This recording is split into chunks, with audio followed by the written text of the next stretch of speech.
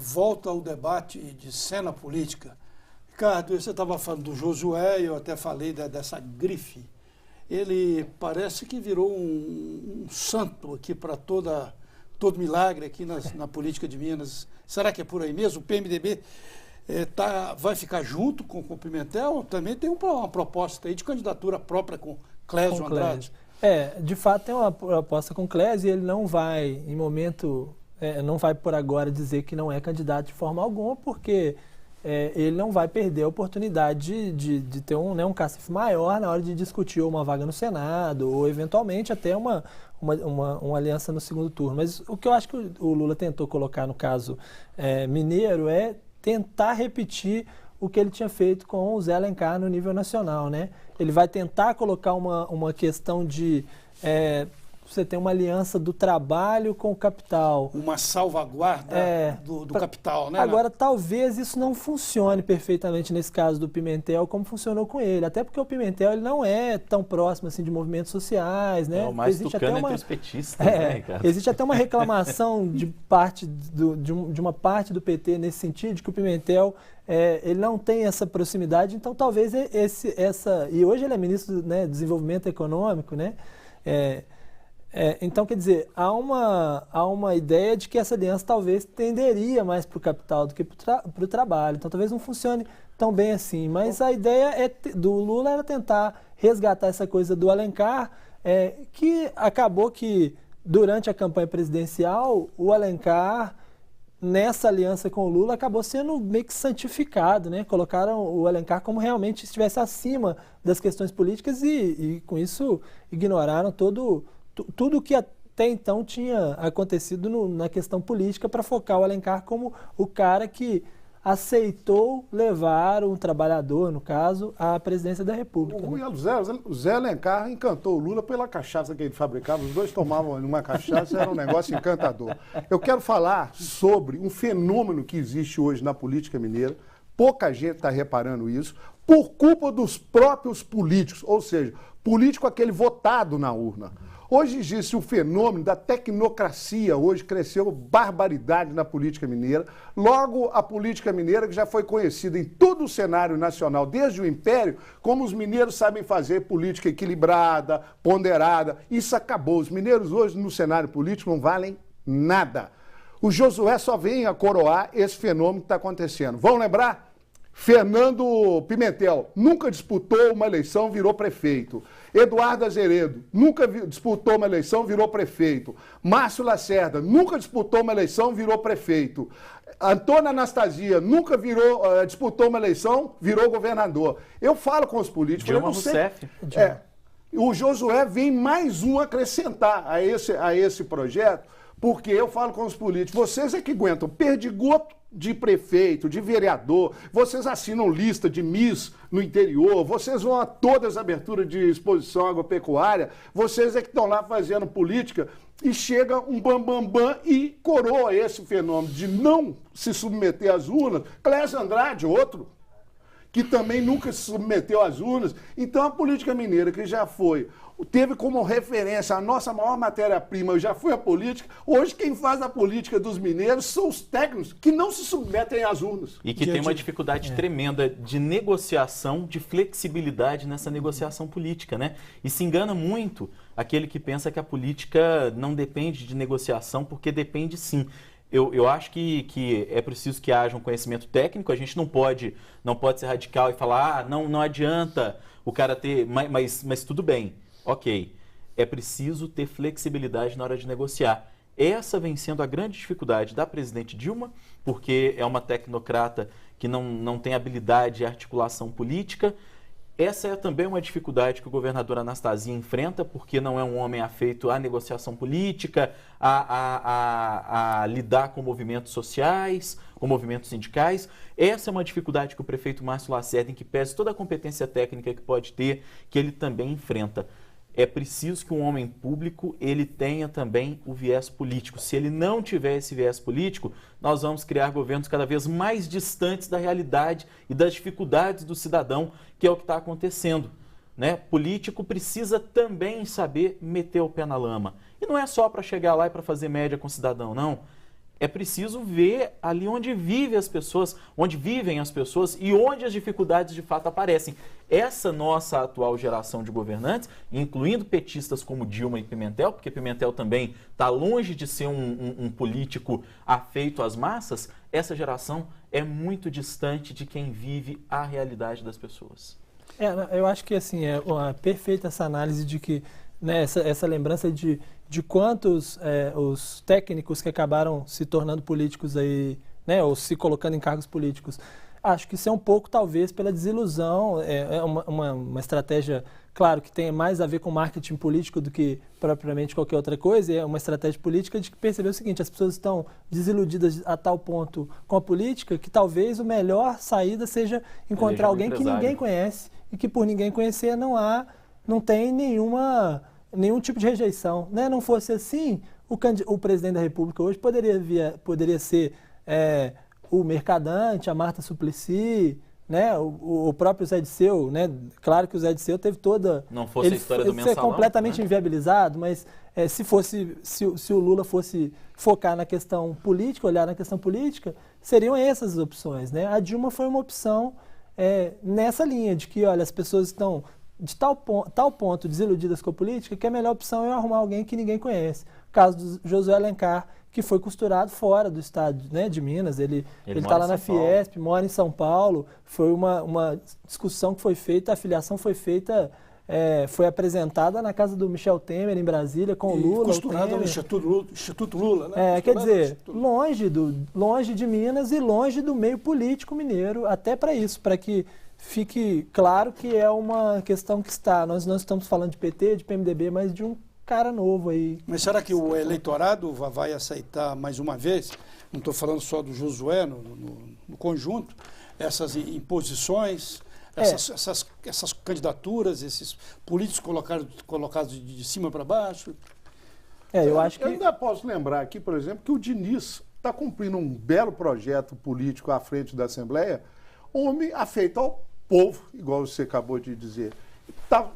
Viaja, conversa, troca ideia, beija preto, branco, pobre. Ele faz um trabalho, ele se sente muito bem com esse contato popular. Já o Pimenta da Veiga, que veio acima, nós sabemos que não tem esse tipo de liderança, não tem esse tipo de carisma, entendeu? É mais ou menos, também se encaixa aí, depois de 20 anos, o Pimenta aparece para disputar um cargo majoritário em Minas. E está sendo colocada essa chapa, né? Esse é um assunto que eu quero entrar com vocês três, que a chapa, você disse aqui no intervalo que até pensa que a candidatura do Pimenta foi uma candidatura que nasceu de FHC e não de Aécio Neves, como está sendo colocado aí. E está sendo colocado essa saída do Diniz, do PSDB, para o PP, para se constituir como vice do Pimenta. Seria essa chapa já planejada, pelo menos? Se o PP não fechar no nível nacional com a Dilma, né? Mas já depende fechado, disso. Né? Hoje mas a ideia é que como na campanha passada o PP optou por uma posição neutra, né, no primeiro turno, que isso pudesse vir a acontecer em Minas também. Não, nessa eleição também. O PP ficaria neutro no nível nacional, abrindo espaço para o candidato a vice da chapa do PSDB ser o Diniz Pinheiro, né, pelo PP, e com o Alberto Pinto Coelho ganhando o direito de ficar 9 meses no governo com a saída do Anastasia para disputar o Senado, se o Anastasia também quiser. A questão do Pimenta é interessante, que o Pimenta, embora seja um político, ele, por ter ficado 10 anos longe da política, ele ganhou esse aspecto de novo. Porque muita gente... alguém que não conhece. Que não se conhece, exatamente. Foi puxado... Com novidade, nessa ideia de uma novidade. Porque foi esquecido, né? Porque foi esquecido, porque 10 anos, né? Outro dia, aqui mesmo no programa, se falava de 15 anos, ele ainda corrigiu, falou, não são 15, são 10 anos. Mas 10 anos é muito tempo, e talvez isso está sendo complementado numa ideia de chapa com uma questão de articulação política que o Diniz funcionaria, no caso do PP, levando não só o que o Diniz construiu nesse interior, né, como o Márcio falou, como que o Alberto Pinto Coelho também conseguiu costurar de aliança, porque o Alberto era, ao lado do Pestana, né, eram os dois que costuraram essas alianças no interior nas eleições municipais, aqui já pensando na questão estadual, né, que o PP na chapa contribuiria para que esses prefeitos todos que foram alinhavados pelo Alberto Pinto Coelho e pelo Diniz Pinheiro pudessem apoiar essa chapa. O Diniz teria um papel muito parecido com o próprio Alberto Pinto Coelho em relação à Anastasia, né, que é o articulador político do governo, né? O Diniz tem, como disse o Márcio, esse perfil de viajar muito ao estado. Aliás, é dificílimo encontrar em Belo Horizonte, porque ele está sempre viajando pelo interior de Minas, e talvez ele tivesse, ou ele venha a ter, esse papel que Alberto Pinto Coelho teve na eleição de 2010, que foi convencer a prefeitada do interior, e a gente sabe o quanto o prefeito de interior tem influência em eleição.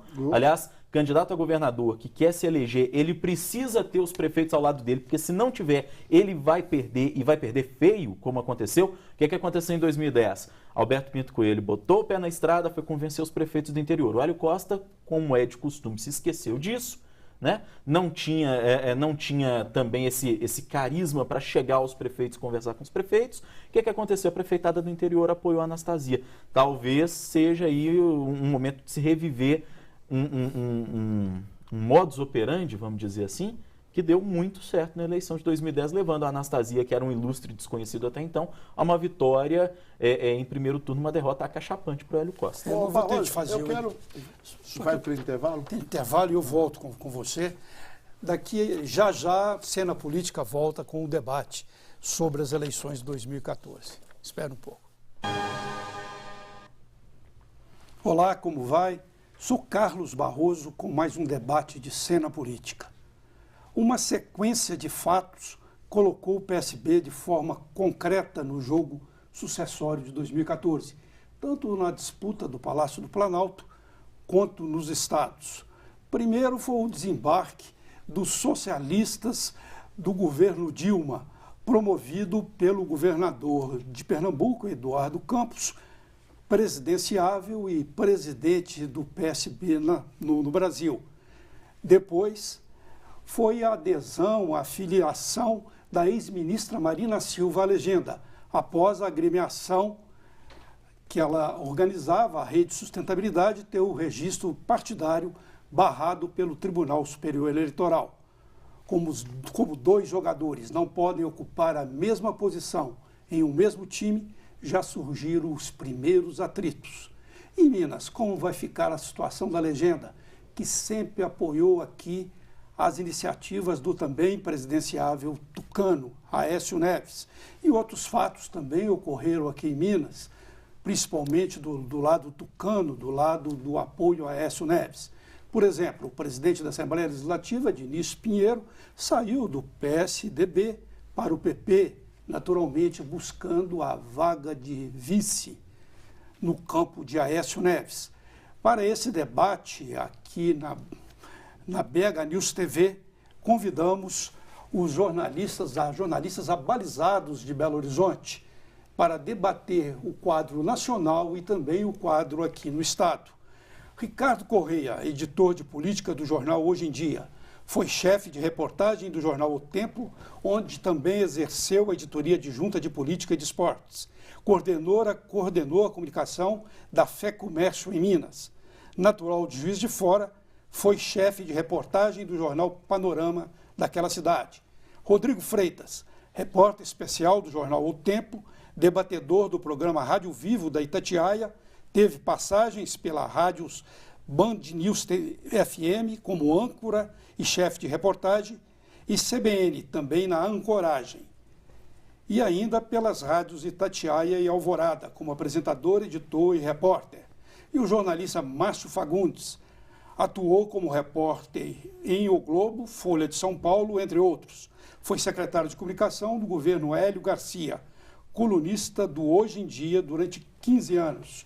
Muito obrigado pela presença de todos. Nós vamos aí debater esse quadro nacional, naturalmente dando foco, colocando mais ênfase na questão aqui de Minas.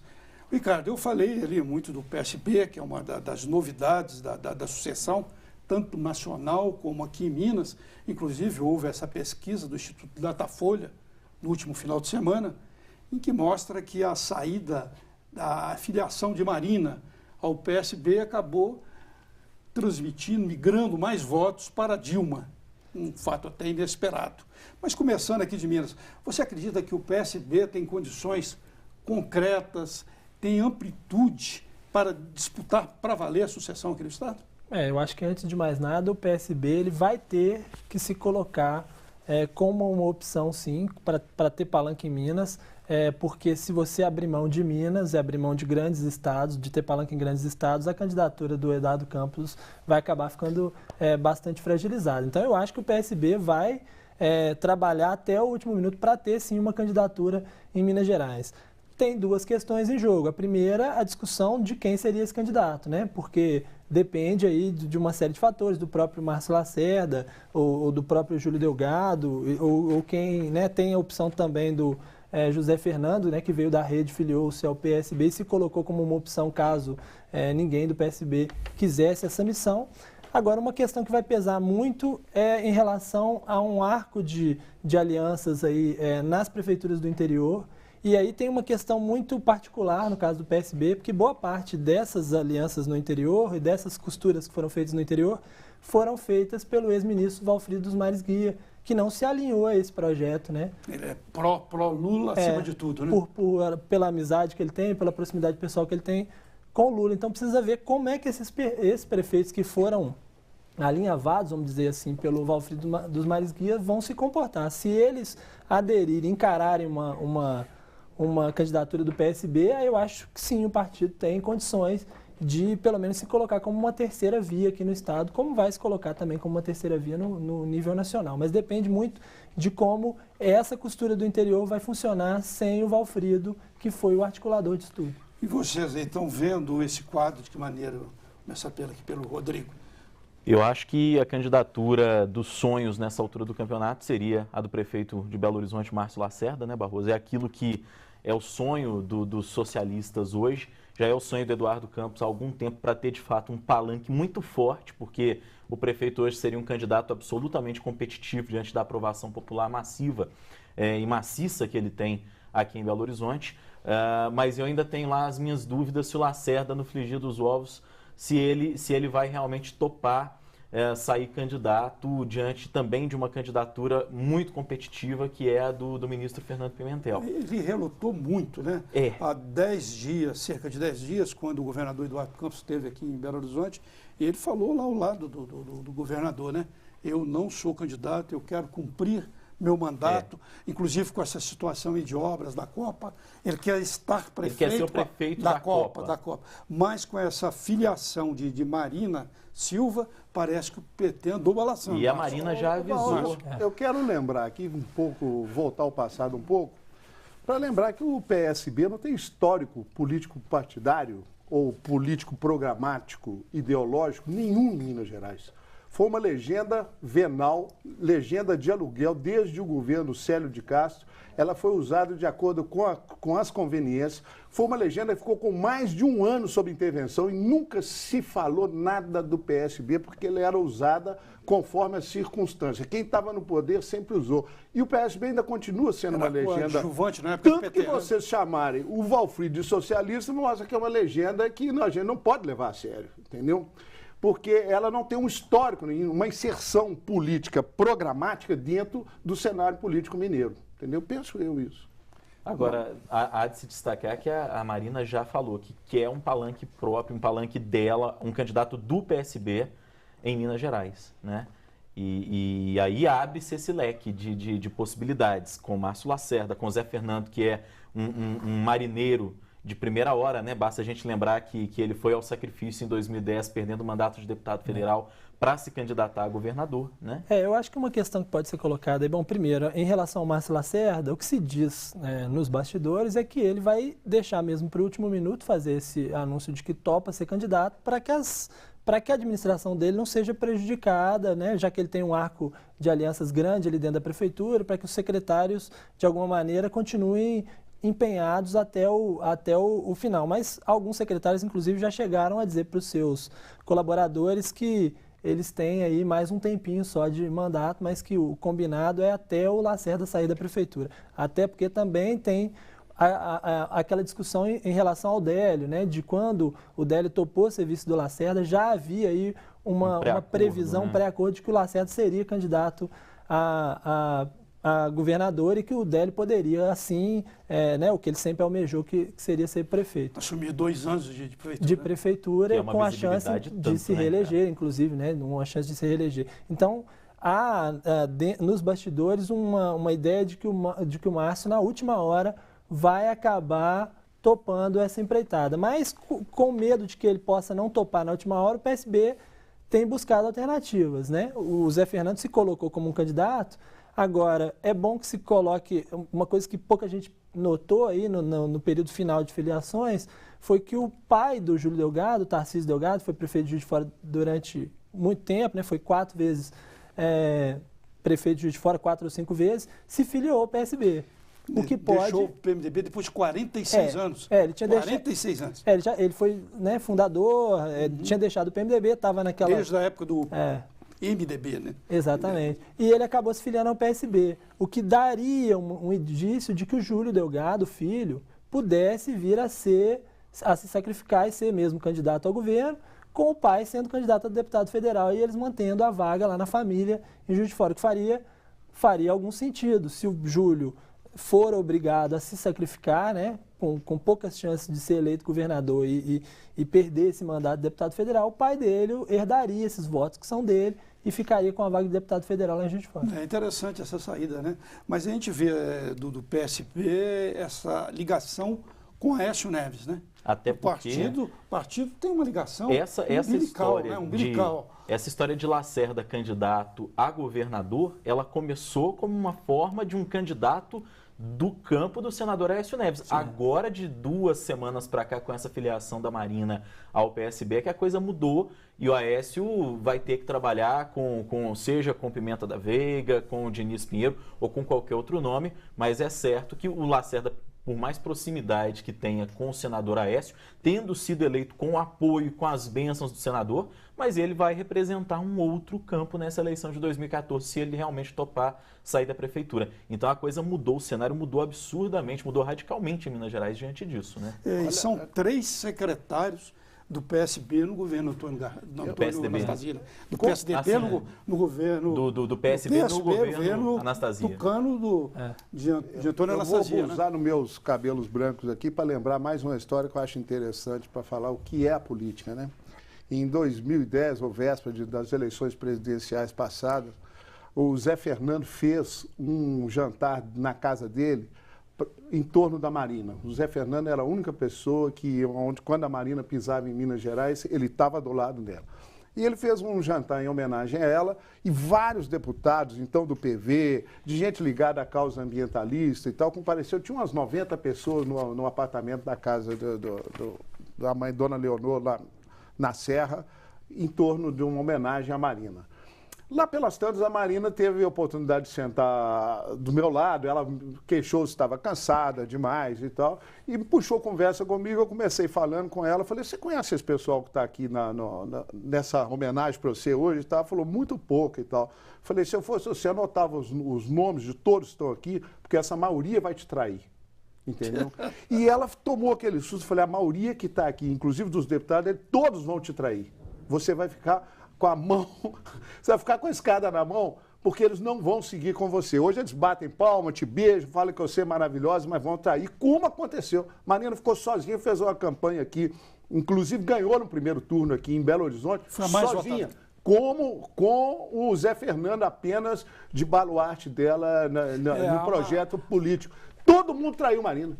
Todo mundo. Isso é uma característica dos mineiros. O mineiro não aguenta um telefone do Palácio da Liberdade para pedir um apoio.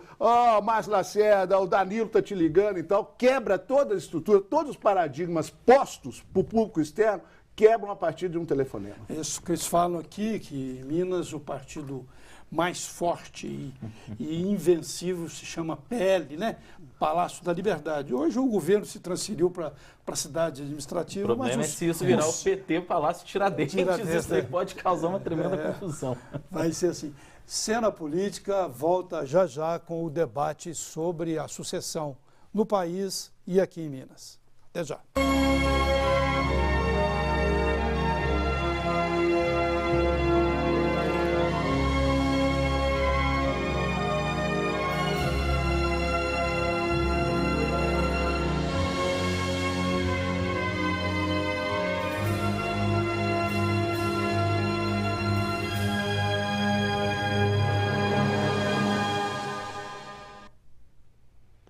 voltamos ao debate sobre o jogo sucessório de 2014, centralizado aqui em Minas.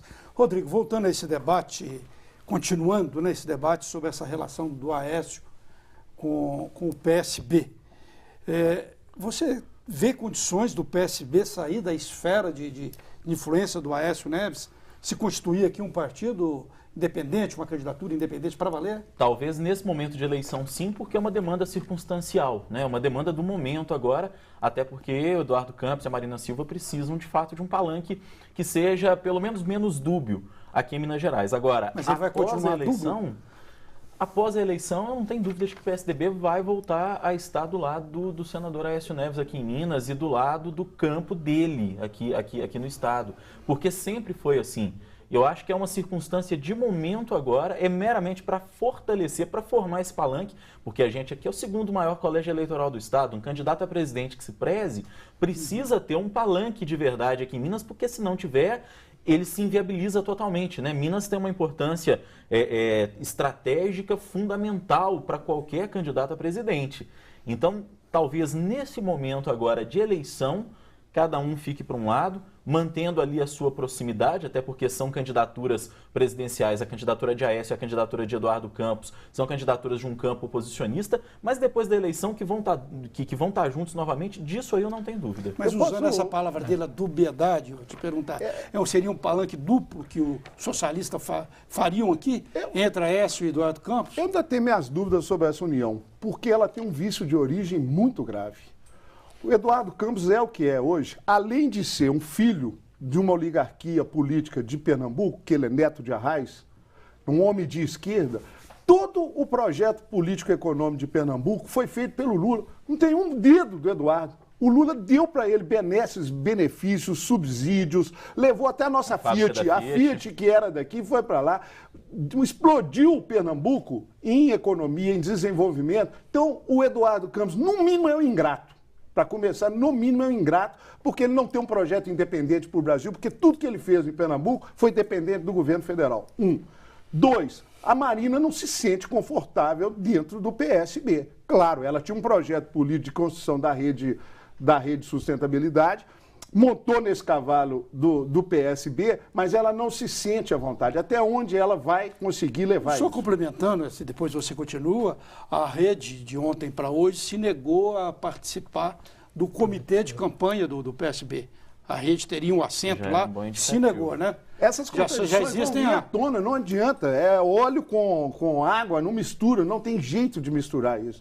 Então, eu acho que também esses dois projetos de Marina e Eduardo é um pouco de ficção. A candidata, eu acho que se for sair, vai ser Marina, não o Eduardo. O Eduardo vai tentar um posto de Senado em Pernambuco, que ele tem muito maior garantia de ter um mandato de 8 anos e pode tentar para frente. E Marina que se exporia frente a esse cenário nacional. Que nem a vice ele sairia? Não, o que eu acho é que... Eu acho que a vice não. Acho que se o Eduardo não for candidato a presidente, ele vai ser mesmo candidato a Senado. Mas eu acho que é muito improvável essa mudança diante dessa pequena amostra que a pesquisa Datafolha deu, de que foi um crescimento razoável do Eduardo, porque ele vinha, né, ele saiu da casa de 1 dígito para 2 dígitos, e com 8 para 15, por aí, com uma quantidade muito pequena de pessoas ainda sabendo dessa aliança dos dois, né? Apenas 14% do eleitorado diz que conhece claramente essa aliança do Eduardo e a Marina. Então, quando esses outros mais de 80%, 86% também conhecerem, talvez ele ganhe aí mais alguma coisa vindo da Marina e possa aí disputar o segundo lugar. Ele falou da pesquisa do Instituto Datafolha, é bom colocar aqui que foram feitos 4 cenários, e no cenário A, a Dilma está com 39, Marina com 29, Marina é dos pré-candidatos dos outros partidos, é a única que consegue se aproximar hoje um pouco. É viável. Hoje fato. Se aproximar. E o Aécio com 17. Nesse cenário B, quando se coloca Dilma, já vai para 40, Serra 25 e Campos 15. Isso que você falou, pulou de 7, 8 para 15, né? No cenário C, a gente tem a Dilma com 42, ela ganha no primeiro turno. Ela ganha aí no primeiro turno. O Aécio com 21% e o Campos com 15%. Ele gosta do 15%, o Campos, né? Agora. E esse cenário D, Dilma com 37%, Marina com 28% e Serra com 20%. Duas constatações, né? A Marina é a única que se viabiliza hoje frente a Dilma. E o Serra consegue uma melhor performance do que o Aécio. Aí a questão que eu estava colocando em relação ao fato de pouca gente ainda, um público muito pequeno ainda souber saber dessa aliança dela com o Eduardo Campos, na medida em que outras pessoas, né, que a maior parte das pessoas ficar sabendo, isso vai fatalmente transferir voto para o Eduardo, porque o apoio da Marina para 11% das pessoas, segundo a pesquisa, é fundamental para algum candidato. Então, talvez ele tenha aí mais alguns pontinhos para crescer. E, por outro lado, quando a Marina for identificada dentro de um partido já existente, talvez ela perca alguma coisa por conta do discurso que ela colocou até então, de que nenhum partido desses prestava e que, por isso, ela estava criando um novo partido. Então, talvez, quando se pergunte na pesquisa em quem você votaria, Marina, Dilma ou Aécio, a pessoa diga Marina, mas depois que souber dentro de qual aspecto, de qual cenário ela está, talvez o Eduardo Campos se aproxime um pouco da Marina. E mesmo que ele esteja atrás, se ele se aproximar um pouco da Marina, por ter estrutura partidária, ele vai ser o escolhido. Até porque também tem a questão de financiamento de campanha, que ficaria mais fácil com o Eduardo do que com a Marina, né? Sobretudo com todas as questões ligadas ao agronegócio. A Marina, ela dá voto, mas ela afugenta, por outro lado, investimento na campanha. Ela já deu um chute no Caiado. No Caiado que está repercutindo até agora, né? E fora que a presidência é também um projeto do Eduardo Campos, né? Ele tem esse projeto e eu diria que beira uma obsessão, né?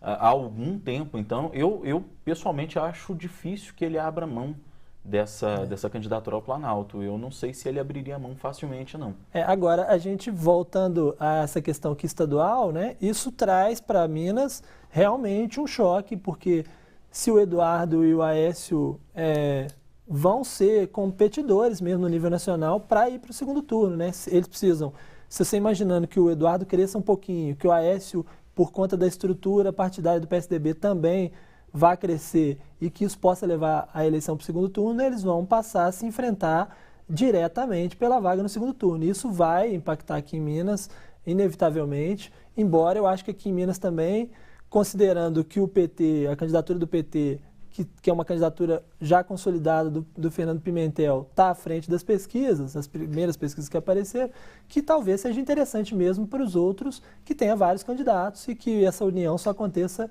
no segundo turno. Vai depender do quão rápido vai crescer a candidatura do PSDB, que ainda não ficou claramente definida, embora todos saibam que deve ser mesmo o Pimenta da Veiga, mas como ela não foi colocada claramente, o Marcos Pestana ainda tem um interesse também de ser candidato, vai depender de quão rápido isso vai crescer para a gente saber o peso que o PSDB e o grupo do senador Aécio Neves vão ter na discussão com o PSB aqui de você vem para cá, você fica aqui como vice, você vai para o Senado. Isso depende, se o Márcio Lacerda, por exemplo, for o candidato, depende um pouco. Ele está falando uma coisa interessante, né? Ele está falando... Vocês não acham que essas pesquisas hoje, né, há um ano das eleições, e essas alianças feitas agora, que elas podem ainda se reverterem de alguma forma, então são de menos importância diante da grande pergunta que o público espera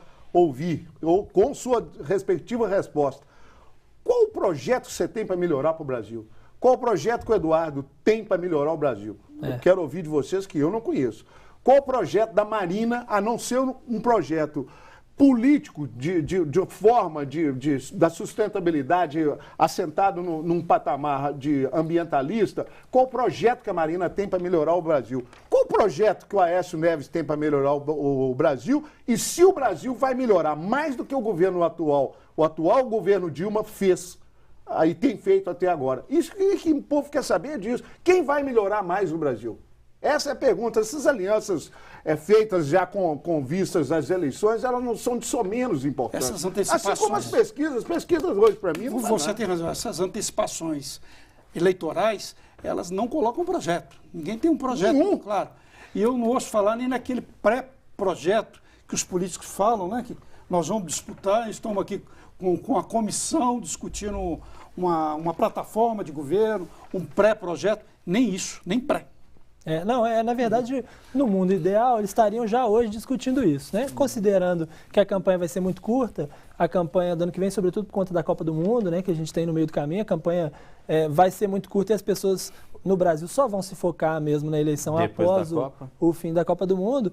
Eles vão ter um pouco de dificuldades. O Aécio está tendo muita dificuldade para, né, com essa ideia de que vamos conversar, né, com a população, tendo dificuldade de colocar o projeto dele. Ninguém sabe exatamente ainda qual que é, porque está todo mundo muito disperso. Difuso, né? Muito.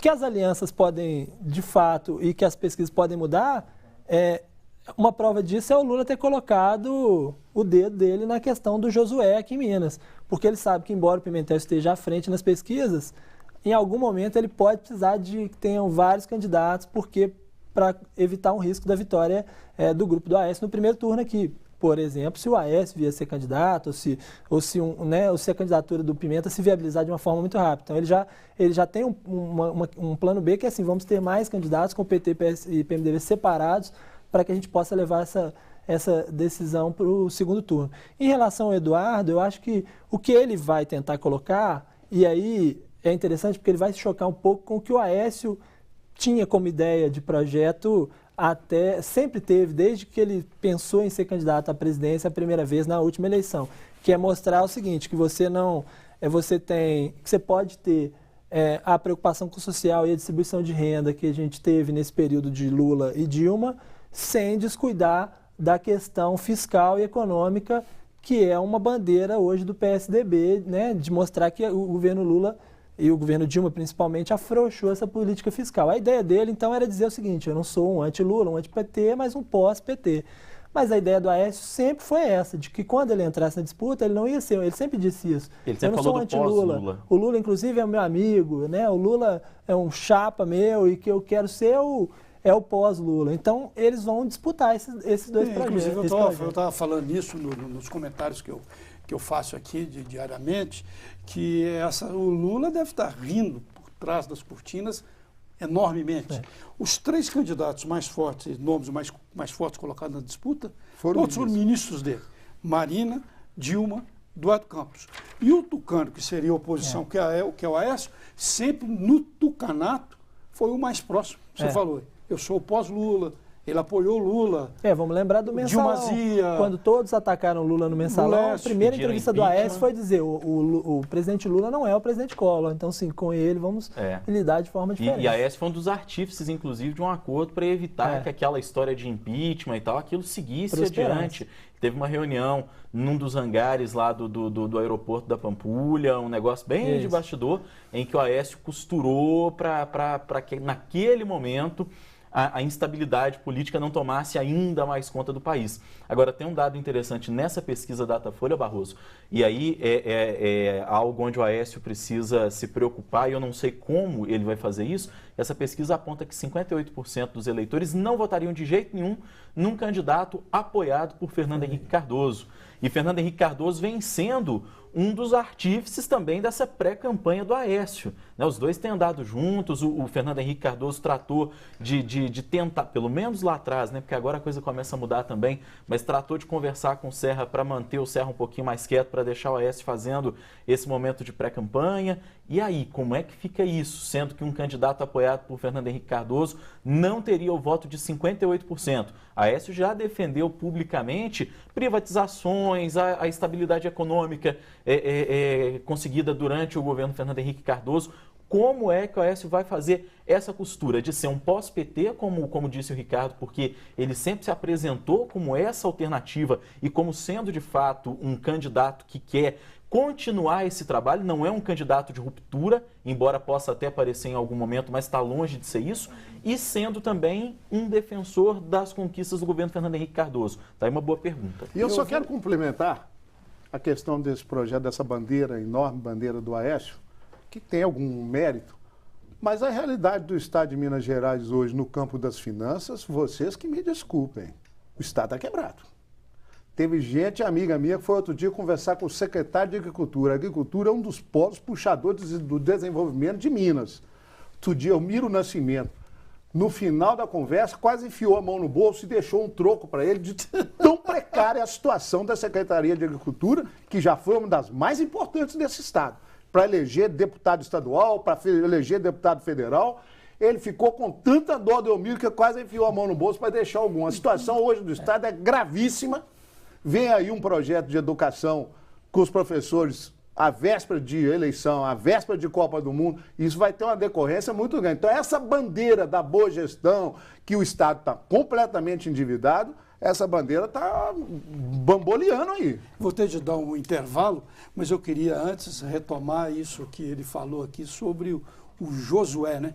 Que foi chamado pelo Lula para o PMDB aqui de Minas, pode ser candidato a governador, pode ser candidato a vice, pode ser candidato ao Senado, e também está colocado aí que ele pode ser o ministro do desenvolvimento no lugar de Fernando Pimentel, que vai sair para disputar o governo de Minas. Ou seja, é a grife, José Alencar, né? Uma verdadeira grife. Voltamos já já. De volta à cena política com o debate sobre as eleições. Márcio, eu cortei a sua palavra pelo imperativo do intervalo, né, do comercial, mas devolvo. Não, eu gostaria só de lembrar que as idiosincrasias que as legendas têm internamente. O PSDB de Minas é um exemplo disso. O Aécio sugeriu que o Pimentas fosse o candidato. O Marcos Pestana até hoje não aceita a ideia, ele se põe também como um candidato. Mas nenhum dos dois falam em ter uma prévia. Então vamos para a prévia? Não. Não tem conversa de prévia. O Marcos Pestana chegou a falar, mas depois disse que não falou. O telespectador tem que saber também, por exemplo, que o grupo do Aécio não combina com o grupo do Eduardo Azeredo. Os dois são da mesma legenda, não sou eu que estou inventando, isso é a realidade da política mineira. Então tem diversos grupos dentro do próprio PSDB onde eles não se entendem. E no final culmina a ideia de que todos podem trair uns aos outros, né? Que é muito ligado à alma mineira, né? Que ele fala assim, vamos votar porque ninguém vê, mas a traição está na alma, no fundo da alma mineira. Então, essas idiosincrasias, né? Essa falta de coordenação, de liderança, né? Porque o Aécio é uma grande liderança para o Estado e uma grande liderança em âmbito nacional. Mas se você virar e falar assim, mas o Aécio é uma liderança partidária, desmonta esse projeto, porque você nunca ouviu falar que o Aécio está filiando prefeitos, está filiando vereadores, que ele faz uma inserção partidária quase umbilical, que ele se identifica com o PSDB, umbilicalmente, ele está à frente da legenda e tal. Esse é um trabalho que ele não faz, ele está acima disso. Então essas coisas, no frigir dos ovos, tem passa para o eleitor, para o telespectador, que a unidade mineira, ela é muito, entre aspas, ela não existe, ela é muito aparente. Falam muito dessa desunião no PT, mas tem em todos os partidos, né? O PT sempre esteve, o PT sempre esteve dividido em dois grupos que são muito equilibrados, né? Entre eles, assim, o nível de força deles é bem equilibrado. O PT às vezes tem 7 correntes, mas quando elas se juntam de um lado do outro, sobra dois grupos. Geralmente resumido em Patrus e Pimentel. Pimentel e Patrus, que parece que dessa vez estão um pouco mais próximos do que em outras, embora isso tudo vai por água abaixo quando tem o PED deles, que é uma guerra, né? Vai para o confronto agora em novembro. Que eles vão realmente se transforma numa guerra. No caso do PSDB, o que tem acontecido nas últimas eleições é que o grupo do Aécio, não ele especificamente, mas o grupo, né, o núcleo que está próximo dele ali, de vários partidos, não só do PSDB, tem conseguido juntar essa turma toda em torno de uma candidatura. Como? Estando ele muito próximo, né, colocando a mão no ombro do candidato e levando o candidato, seja ele quem for, aos lugares e dizendo, ele é o meu candidato, quem não estiver com ele está contra mim. Talvez esse ano seja mais difícil, essa próxima eleição seja mais difícil para ele fazer isso, porque ele tem uma eleição presidencial para disputar. Eu até acho que a candidatura dele vai crescer, porque o PSDB no nível nacional é muito mais organizado e é muito maior do que o PSB, então a tendência, né, à medida que o tempo for passando, é ele distanciar um pouquinho do Eduardo Campos. Mas para ele se focar nessa campanha nacional, e se o sucesso dele na campanha nacional pode ser o fracasso da campanha estadual, justamente por isso, porque ele vai ter que se distanciar à medida que ele tiver chance no âmbito nacional, ele vai ter que se distanciar do Estado, ir para outros lugares e deixar o candidato aqui de Minas caminhar sozinho. Mas o Aécio até disse sobre essa pesquisa do Instituto Datafolha que ele foi o candidato da oposição mais beneficiado, se referindo ao fato de Marina e Serra não serem candidatos. Logicamente que os dois saíram na frente dele, mas naturalmente os dois não são hoje, mas podem ser amanhã, né? O fato é que ele era terceiro e agora ele é segundo, quer dizer, né? Só a saída da Marina, nesse ponto, se você for olhar matematicamente, ele era terceiro, agora ele é segundo. Então ele entende nesse sentido de que ele foi o beneficiado, porque ele agora está na bica do segundo turno, né? Se houver segundo turno, ele é o mais bem colocado e ele conta com isso, que o PSDB nacionalmente é muito mais estruturado que o PSB e que ele vai conseguir chegar a alguns lugares que o Eduardo Campos não vai conseguir chegar. Resta saber se o Serra vai deixar, porque no fim da semana passada o Serra falou como candidato no Rio Grande do Sul, né? Sim. Foi um discurso carregado e, entre outras coisas, me lembro até porque editei essa matéria no jornal O Tempo, o Serra falou que se a vontade do Rio Grande tivesse prevalecido em 2010, nada disso que está acontecendo, foram as palavras dele, nada disso que está acontecendo estaria assim. Diante disso, eu me permito até cometer um sacrilégio aqui. Eu não acho infundada, disparatada a ideia que lá na frente o Aécio pode vir a concorrer ao governo de Minas. Sim, sempre se pensa que se as coisas ficarem difíceis, ele tem o governo que geralmente, em tese, ele não vai perder o governo. Ele não pode perder. Ele vai perder o governo. Assim como o Lula disputaria o governo federal tranquilamente, se fosse preciso. Se a barra pesar, né? E em 2018 ele fica apto novamente, depois de estar 3 vezes como governador de Minas, a disputar. Não acho isso nenhuma aberração, acho uma possibilidade muito grande. As pesquisas hoje elas são muito superficiais, elas traduzem um momento que está em ebulição, um monte de coisa no país. E ano que vem, sim, as pesquisas mostrando que o PSDB não tem, na pessoa do Aécio, não tem possibilidade de ir para o segundo turno, por exemplo, você trocaria um pássaro na mão por 2 voando? Isso aí, né? A gente está com pouco tempo para finalizar o programa, infelizmente, quando o papo é bom, as coisas fluem, né? Mas eu queria falar um pouco dessa transferência, dessa pesquisa do Instituto Datafolha. Marina saiu do páreo, a rede de sustentabilidade saiu do páreo, e a transferência se deu mais para Dilma, né? Para Dilma. Eu acho que... Mais que para Aécio, mais que para Serra, mais que para Eduardo Campos. O curioso é que essa transferência, ela seguiu os índices do cenário principal, o cenário que hoje está colocado, que seria com Dilma, Aécio e Eduardo, né? O que a Dilma conseguiu de percentual foi mais ou menos o percentual que ela tem em relação aos outros quando se olha o cenário inteiro, 42%, o Aécio 21% e o Eduardo Campos 15%. O que eu acho é que, como eu estava dizendo, essa pesquisa foi feita 6 dias após a filiação da Marina ao PSB e apenas 14% das pessoas ainda conhecem claramente essa aliança, que esse cenário talvez ainda mude um pouco em favor do Eduardo Campos. A poeira ainda estava alta, né? Porque tem gente que sabe apenas que a Marina saiu da disputa, mas não sabe com quem que ela está ainda. E vai ter gente que vai se decepcionar com aquele discurso puro e santo que ela tinha de que ninguém prestava e de repente ela aderiu a um partido que é como os outros. E ela mesma dizia isso. Então vai ter quem vai se decepcionar e fatalmente nesse meio tempo, acredito eu, Ricardo, vai acabar mudando o destino do seu voto. O que talvez seja uma questão assim, para Dilma, a vantagem é que quem se decepcionar com isso pode falar, bom, então é melhor deixar do jeito que está, eu vou votar na Dilma e pronto. Quem acreditar no projeto dela vai com o Eduardo Campos, e aquele que for contra a Dilma, e há muita gente, porque se você olhar a avaliação de governo, há muita gente que não concorda com o atual governo, pode optar por quem estiver em segundo, nesse caso o Aécio, para levar a eleição para o segundo turno. Olha, o quadro político influencia muito pouco na hora do eleitor ir na urna votar. O que influencia realmente é o quadro econômico. E hoje o governo federal, com suas diferenças, com seus erros aqui e ali, o governo federal vai bem, não tem como negar isso.